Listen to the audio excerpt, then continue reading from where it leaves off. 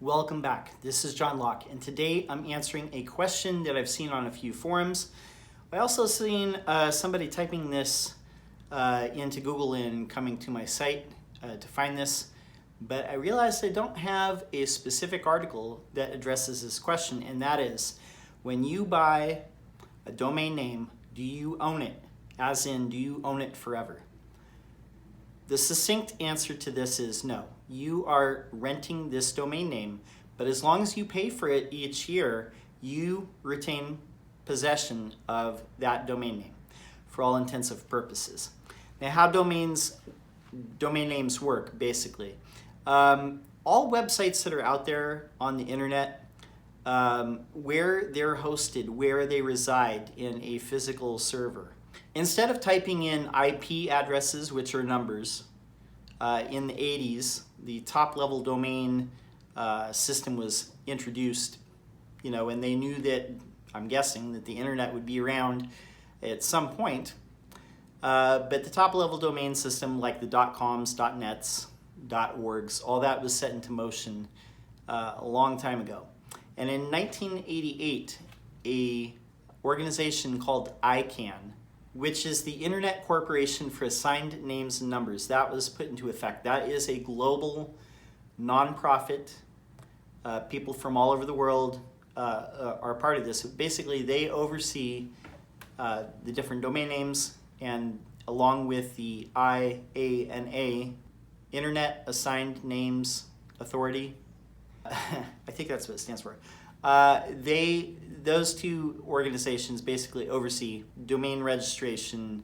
They let different organizations be domain registrars, and those domain registrars are the ones that sell you the domain names. Now, how domain registration usually works, a domain registrar like a GoDaddy, a Hover, a Namecheap, or maybe it's your hosting company, they might be a domain registrar. They have the ability to sell you a domain name like a .com or a .net or a .org, or even one of these localized ones like a .nyc, or one of these newer top-level domains like a .company, .agency. Basically, most of them will sell you those for a period of like 1 to 10 years. You can usually select how long you want to buy a domain name for. You can buy a domain for up to 10 years out from today's whenever you're renewing, 10 years out. But it is possible for you to lose possession of a domain name, and it happens all the time. A lot of time people will just, let their registration slip, or they'll just, delete their ownership of a domain name because maybe they're just not using that website anymore, or they just don't have time for it, or their business shuts down, or they just forget and it ends up in somebody else's possession. And when that happens, let's say that your date of that you're supposed to pay your bill, you're supposed to pay your registration bill, which for .coms they're like $15 a year or something like that. .net is like $17. Some of the other ones that are a little bit more expensive, like a .io or a .company, they might be like $30 a year. Let's say that you don't pay your bill. What happens basically, there's a whole process, and this is like a complicated process, but basically what happens is you have a little window where you can pay and keep your domain back on track. But if you don't pay it, then it basically goes into a limbo stage for about a month or so, and you still can get your domain back, but it's going to cost you like a penalty fee.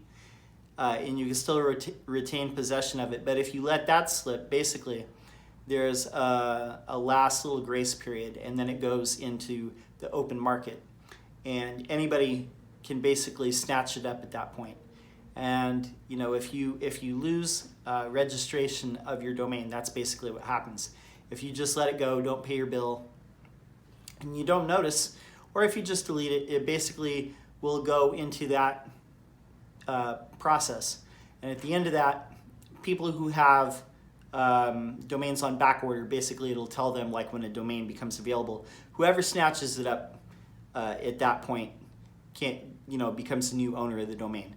But basically you are renting a domain name. Those are assigned by ICANN and IANA as far as like the top level domains. These are international organizations and stuff like that. And there are things that you can do with your domain if you have possession of it.